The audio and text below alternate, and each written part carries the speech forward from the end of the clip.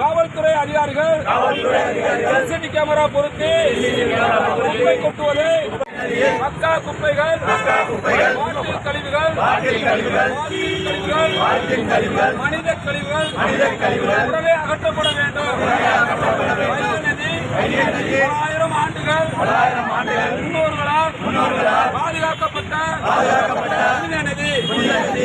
வைகை நதியை வீசுகின்ற துர்நாற்றத்தை பொதுமக்களால் ஏற்றுக்கொள்ளப்படவில்லை. உடனடியாக அரசு துறை அதிகாரிகள் வைகை நதியின் குடிநீரை பாதுகாப்போம். பொதுமக்களின் புனிதத்தை பாதுகாருங்கள். பேணி காப்போம். வைகை நதியின் புனிதத்தை பேணி காப்போம். சபதமேற்போம். பொதுமக்கள் அனைவரும் சபதமேற்போம். வைகை நதியில் இது இந்தியாவில் உள்ள புனித நதிகள் ஒன்றான வைகை, மதுரை வைகையுடைய நதி. அந்த நதியிலே கள்ளழகர் ஆண்டுதோறும் இறங்கி கோடிக்கணக்கான பக்தர்களுக்கு அருள்வாய்க்கின்ற இடம். அந்த அருள்வாய்க்கின்ற தீர்த்த கிணறு பக்கத்திலே தேனி ஆனந்தம் என்ற ஒரு சவுளி கடைக்கு எதிர்ப்புறம் மதுரை மாநகராட்சியுடைய டாய்லெட் கழிவுகள் இணைக்கின்ற அவலத்தை பாருங்கள். போட்டோ இப்ப இணைந்து கொண்டிருக்கின்றது. ஒரு வினாடிக்கு லட்சக்கணக்கான லிட்டர் பாத்ரூம் கழிவுகள், மூத்திரங்கள், டாய்லெட்டுகள், மலங்கள் வந்து கொட்டி கொண்டிருக்கின்றார்கள், கலந்து கொண்டிருக்கின்றது. இது கள்ளழகர் ஆற்றில் இறங்கின்ற தீர்த்தத்துடைய தொட்டி. இதை பாருங்க.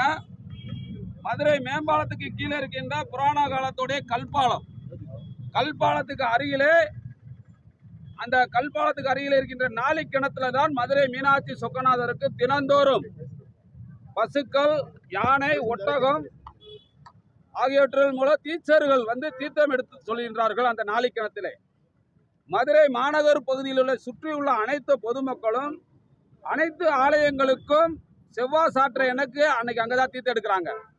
கோவில் திருவிழா நிறைவேனைக்கு காவடி எடுத்து வேல் குத்தி முளப்பாரி ஊர்வலமாக வந்து அங்கதான் அவர்களுடைய திருவிழாவை நிறைவு செய்கின்றார்கள். இது தினந்தோறும் நடந்து கொண்டிருக்கின்றது.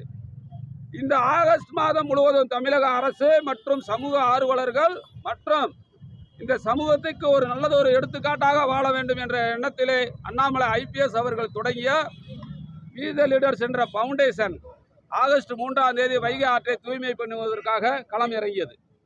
அன்றைய தினம் மற்றும் 1200 வி த லீடர்ஸ் களத்தில் இறங்கி 25 டன் 600 கிலோ பழைய துணி கழிவுகள், பால்தீன் கழிவுகள், பாட்டில் கழிவுகள் அகற்றப்பட்டது உங்களுக்கு எல்லாருக்கும் தெரியும். அதை உடனடியாக வாகனத்தில் ஏற்ற முடியாத செய்தி கூட நமக்கு தொலைபேசியில் வந்தது.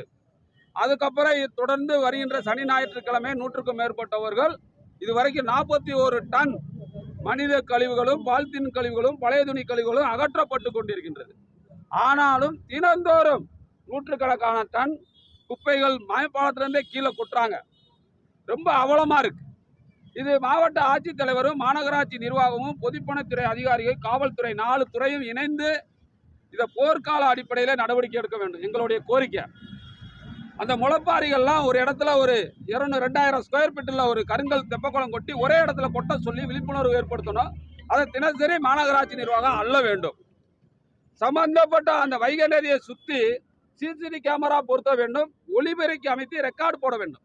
வைகை நதியின் பெருமையை தினசரி சொல்லி விழிப்புணர்வு ஏற்படுத்த வேண்டும். இந்த நதியினுடைய புராண காலத்துடைய பெருமைகள், 10 மன்னர்கள் போற்றி காட்டப்பட்ட பெருமையை அங்கே தினசரி ஒளிபெருக்கி சொல்லி இங்கே பால்தீன் கழிவுகள், பாட்டில் கழிவுகள், மனித மலம் கழிப்பதை தவிர்க்க வேண்டும் என்று விழிப்புணர்வு ஏற்படுத்தப்பட்டவர்கள். தினசரி காவலர்கள் வைத்து ரோந்து பணி அமர்த்த வேண்டும். மீறுவர்கள் மீது சட்டப்படி நடவடிக்கை எடுக்க வேண்டும். இது அரசாங்கம் உடனே எடுக்க வேண்டும்.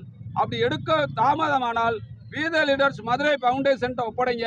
இந்த நிகழ்ச்சியை நாங்கள் தூய்மை பண்ணி கொடுக்குறோம் 1 மாசத்துலன்னு சொல்லி மாவட்ட ஆட்சித்தலைவர்கிட்ட மனு கொடுக்க வந்திருக்கோம். மகா சுசீந்திரன், வி த லீடர்ஸ் ஆர்வலர், மதுரை.